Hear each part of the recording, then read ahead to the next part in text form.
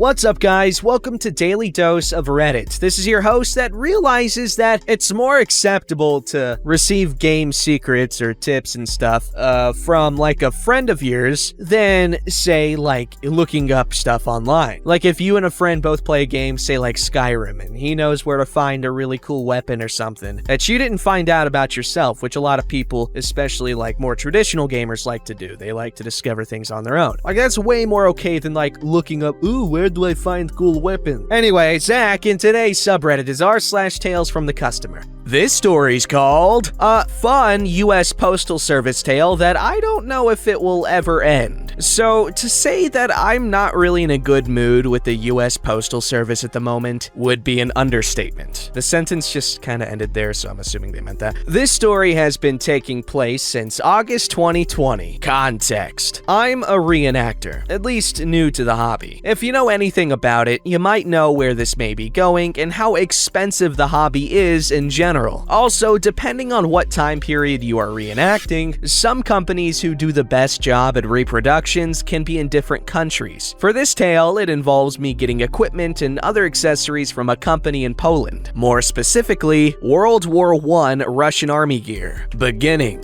To start off, I already got the base uniform from a small company in Ukraine. That has already arrived, but they only did uniforms and not all the other stuff I would need for a 1916 persona I was going for. So I bought everything I needed in August. Altogether, this was around a $400 US order. Boots, belts, ammo pouches, bread bags, you name it, I bought it. Everything goes as normal, like the last time I used the same company. Leaves Poland through Warsaw, gets over to the US, and goes into customs. This is where the fun begins. Beginning of the troubles. So I made another order from the same company. A helmet for my KMT China uniform I had on hand. That was a week later, but both orders arrive at the same time and clear customs around the same day, October 4th. The helmet order had consistent updates, while the original order for this story stops updating entirely. No estimated delivery date, no change in location either. Tracking only said in transit. Helmet arrives at the end of the month, while the $400 package hasn't arrived. I waited until November, but still had no updates. This is where the call began. The frustration period. So I made the first two calls around election day. Both are robocalls. You know the drill. Robot asks you questions and you provide simple answers. I get nowhere with that as I had a hard time trying to figure out how to get a human. Life hack: one time I cussed out a robot, not out of frustration, but because I wanted to see if it worked. And I was like, give me a freaking human, but with bad words. And then I got a human. It was pretty cool. This is also the first time I had decided to escalate something with the USPS too. Mostly because this was a potentially missing $400 package. I decided to wait another week to make another call, considering that mail-in ballots were flooding in. After that week, I made a third call that had a human involved. He told me to get in contact with the company and he thought that something went wrong with customs. Big mistake. He also told me that there would be a holding period of 45 days with US Customs before they have to notify me by mail. I thank him and wait a couple more weeks since it hadn't been 45 days quite yet. This is where even more frustration sets in. Calls 4 through 6 were the most infuriating. Call 4 was after the 45-day waiting period. Got another human, but not the same agent. I got the same thing, but with the added bonus that election day messed everything up and everything will be slower. Okay, not very helpful, but I wasn't very angry yet. I was mildly frustrated since I wasn't getting information, but I also couldn't get a refund from the company at this point even if I tried. This is also around the same time the company sent me an email documenting everything was sent out correctly, and they couldn't do much at that moment. After this, I started to get more frustrated. Call 5 was around the same time as when another package, authentic World War I M1916 16 stall helm for the uniform and kit I needed for the unit I just joined also seemed to go missing since that package also stopped updating. Now I was potentially at $750 worth of lost packages. I got a human, but they seemed to have signal issues. It was a clear day where I was, could tell by the lag and poor mic audio quality, went outside and it didn't make the signal any better. When I finally tell the agent that I'm trying to locate my missing package, I surprisingly get sent to the international delivery department even though the package was on US soil. Operator even had worse signal. What made it worse was when I was speaking, I heard goodbye. He promptly hung up on me. I should also mention I had to wait 40 minutes on hold for a call that didn't even last 5 minutes. I was beyond angry at this point. At least not long after the call, the other helmet started updating again and was delivered. Last week, first week of December, was when the worst and best calls happened. Call 6 was really bad. I tried to get a human on the line, but the robocall system kept on saying that I couldn't get one. I later realized that I went to the wrong directory. I should have went the other route, or whatever USPS calls it. I basically lost it when the system put me into the survey portion of the call.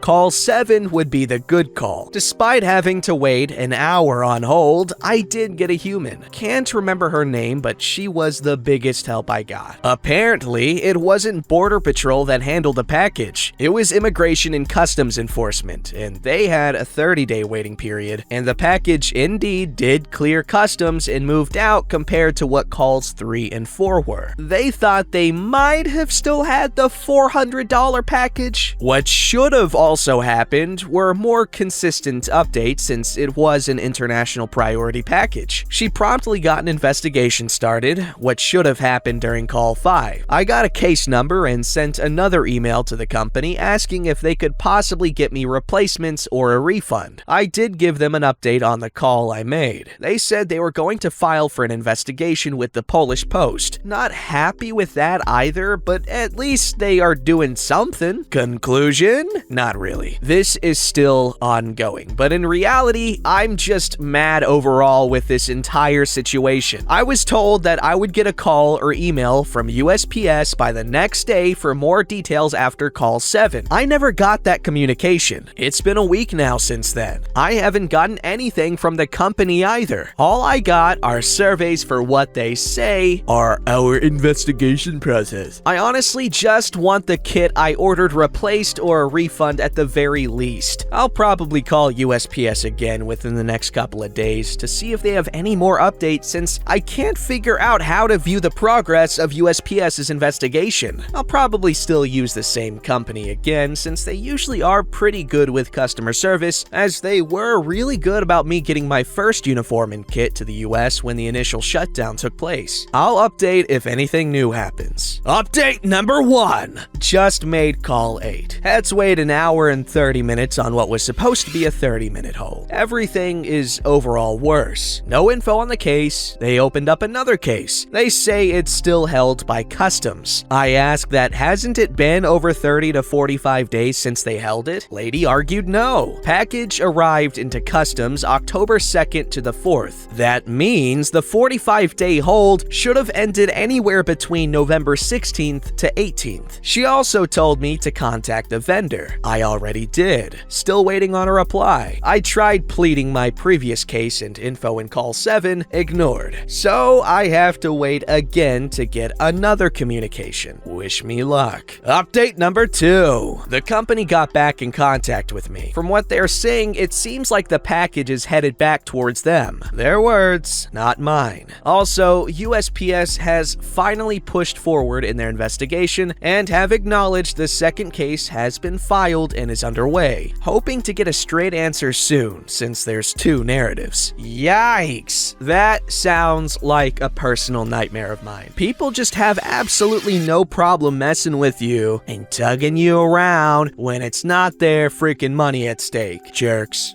Alright, this story's called But No One Else Has Complained. So, reading a recent pizza story reminded me of the time a takeout place completely refused to listen to me. To set the scene, I, female, live with my older brother and his girlfriend. We are lazy. We love to order in and particularly loved a local chippy/takeaway. We would order from them at least once a week, always the same order because we're basic. I'm autistic, and with that comes a major issue with foods and textures. I always get battered sausages and a bag of chips. It's good enough for me and usually cooked perfectly. So one night we order in, things go like usual. Food handoff is quick. As I opened the bag, I realized something had gone wrong. There was that distinct smell of undercooked potato. Upon fishing out the bag of chips, I find the whole bag is undercooked, pasty, some still hard and almost raw. I show it to my brother just to make sure the ASD brain wasn't messing with me, and he confirmed they are way undercooked. He decided that I should call them since it was my food that had the problem, which sure, I get. So I call them, shaking since phone calls are horrid and takeaway places always sound like garbled nonsense on the phone. Despite these issues, I managed to mostly understand the woman on the other side, thankfully. I explain the issue, that the chips are way undercooked. Pretty simple, right? Nope. This woman proceeds to shout over to the cook about my issue, and I manage to hear the cook respond that the chips are fine. The woman on the phone then repeats this to me. Listen, we order from there a lot. We know the delivery guy from the sound of his car and his distinct whistling. We love their food. In a panic at being accused of lying, I emphasize this information, emphasize we order all the time and we love the food, but this time the chips were just way undercooked and not edible. This woman, this amazing being, then proceeded to reply, "But no one else complained. Lots of food has gone out and no one else has called in about an issue with their chips." For the life of me, I think my mind actually froze for a second. This woman legit tried to say I was lying because no one else had called in. I couldn't understand the logic of it, especially when a batch of chips usually does maybe 2 orders max. I tried to again explain that sure, no one else has called in, but that doesn't change the fact that my chips are not edible. This woman huffed. She sighed audibly. She let me know it would take at least an hour for me to get replacement chips. Well, I am a patient woman, so of course I say that's fine. I don't mind the wait since I would like to eat more than just battered sausages for dinner. The replacement chips came in 15 minutes. The replacement chips were clearly from 2 different batches. I know because half were undercooked and pasty like the original bag, while the other half were cooked perfectly. Clearly no one else has complained about the chips because I just received the leftovers from the same batch I complained about originally. Y'all know I left a detailed review about it, and we haven't ordered from there again. Aw man, that actually really sucks. Like, it's so sad when you can't go to a favorite restaurant anymore because of,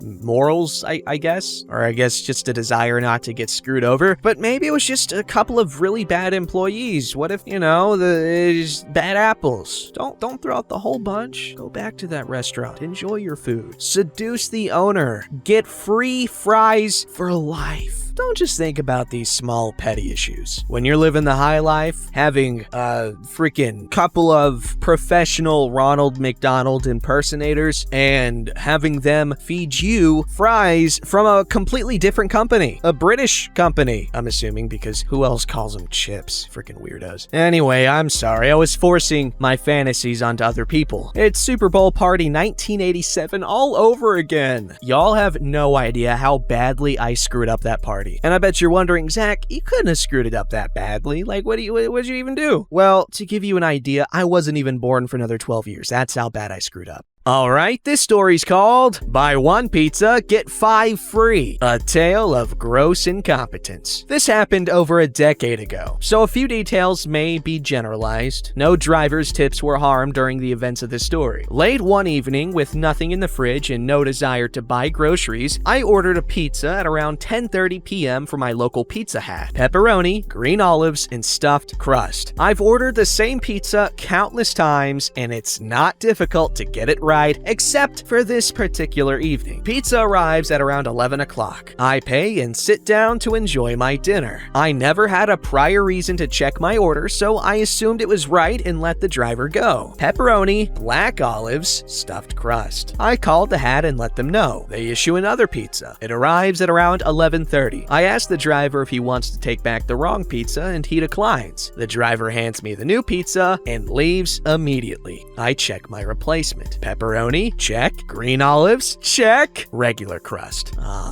Again, I call the hat and explain the situation. They're trying to clean up for closing time and ask if I can wait until tomorrow. Dude, I am hungry 2 hours ago. Bro, you have two pizzas. Take a bite of the one with the green olives, and then once you get to the crust, throw it away, and then just eat a piece of stuffed crust. Boom. The manager begrudgingly makes me a third pizza, and I take delivery just after midnight. The driver again declines to take the wrong pizzas. He tries to leave quickly, but I make him wait to check the replacement's replacement. Pepperoni, check. Green olives, checked. Stuffed crust, check. Finally! Now I have what I wanted, and 2 more pizzas in the fridge. I'll take this moment to tell you that it was not my intention to get 3 pizzas for the price of 1. They just wouldn't take the other ones back. The next day, I decide to reach out to corporate hat. I don't want this happening again, and someone above the manager needs to know what happened. A couple of days later, I get a letter in the mail with a form letter apology and a coupon for a free pizza. If you thought that the incompetence was over, you're in for a treat. About a week later, I cash in on this free pizza. If you've ever used one of these corporate coupons, you know that the delivery driver is supposed to take it. The driver shows up with my pizza. It's right the first time. I hold the coupon out to him, and he says something to the effect of, "I don't think I need to take it." So he leaves, and I enjoy my pizza. Now read this paragraph again for what happened a week later. About a week later, I cash in on this free pizza. If you've ever used one of these corporate coupons, you know that the delivery driver is supposed to take it. The driver shows up with my pizza. It's right the first time. I hold the coupon out to him, and he says something to the effect of, "I don't think I need to take it." So he leaves, and I enjoy my pizza. I'm cheesing the system. I'll accept a downvote for the pun. I'm basically a hardened criminal now. I order free pizza number 3 a week later. This time, it's not a delivery driver. It's the manager. I get my free pizza, and he insists on taking the coupon. My reign of corporate terror has ended. I have since paid for all of my pizzas. So that's the story of how I managed to wrangle 6 pizzas for the price of 1. That's a pretty good story.